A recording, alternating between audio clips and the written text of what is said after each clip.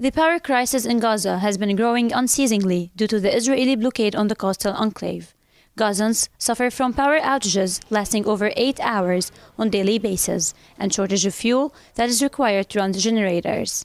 As a Palestinian citizen, I suffer from the power shortage. We spend most of our day without power. The children study under the candlelight.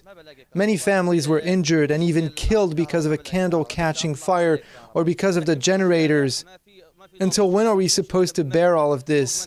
Gaza Electricity Distribution Corporation has recently released a statement saying the Israeli siege and the shortage of fuel has caused very limited contribution of power among Gaza citizens.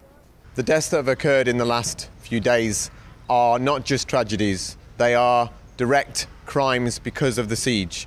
There are still 1.6 million people here and they are under a military siege. That means that a lot of important goods are not coming in, and one of the most important is fuel for electricity. In April, there were 3 more children that were killed. In June, a mother left her candle by her 3 children in Derabella, and they were killed when the candle caught fire, and she went to discover their charred bodies. These are crimes because of the fact that they are denying people a vital human right, which is electricity.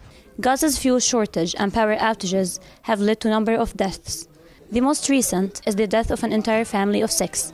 The Dher family parents, along with 4 young children, were burned to death after their house caught fire by only a single candle. With 6 unemployed brothers, the family could not afford anything but a candle at the time of power cuts. A candle lit in a dark night while the power was cut is the reason of the fire.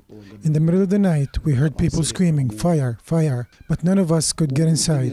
It was a massive fire. My brother and his family were all burned bodies by them. We could not even recognize them. All of them were burned to death while sleeping. I asked the international community to help Gazans because we do not know who the next victim would be. Gazans call on the international community and the human rights organizations to take a step in lifting the blockade and allowing required amounts of fuel to enter the strip. The deaths caused by the Israeli occupation are not only from the bombings, but also from the restraints, such as using candles and faulty generators.